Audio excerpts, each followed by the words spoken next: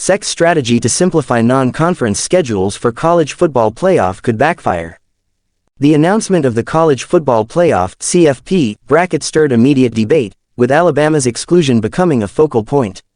In the aftermath, ESPN wasted no time bringing Nick Saban into the discussion, allowing the former Alabama coach to voice his displeasure over the selection committee's decision to award the final CFP spot to SMU instead of Alabama. Saban didn't hold back, questioning the committee's priorities. "If we don't take strength of schedule into consideration, is there any benefit to scheduling really good teams in the future?"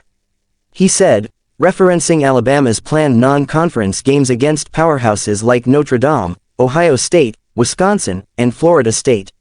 He warned that such marquee matchups might be canceled by athletic directors, arguing that the grueling SEC schedule should suffice. This argument, however, is likely to resonate across the SEC as the conference grapples with only securing 3 spots in the inaugural 12-team playoff. Commissioner Greg Sankey might leverage this sentiment to push for changes that benefit the SEC.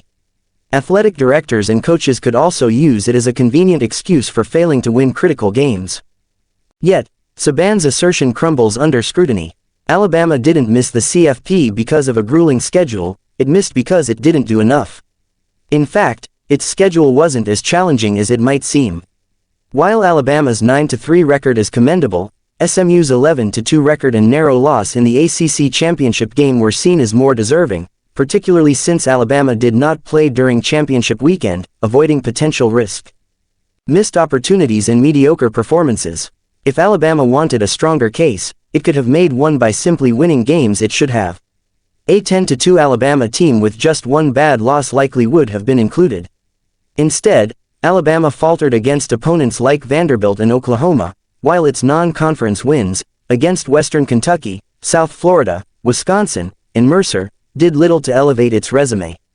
This highlights a broader issue: SEC teams' struggles against mediocrity within their own conference.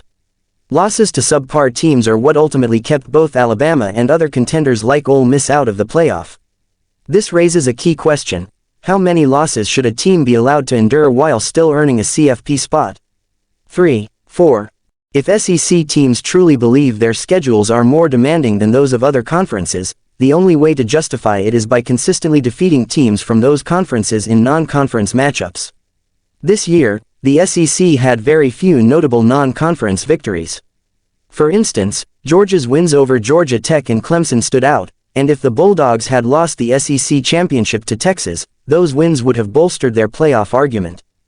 The risks of simplifying schedules. The notion of making SEC schedules easier to compensate for the grind of conference play may seem tempting, but it's ultimately short-sighted. If SEC teams avoid tough non-conference games, they'll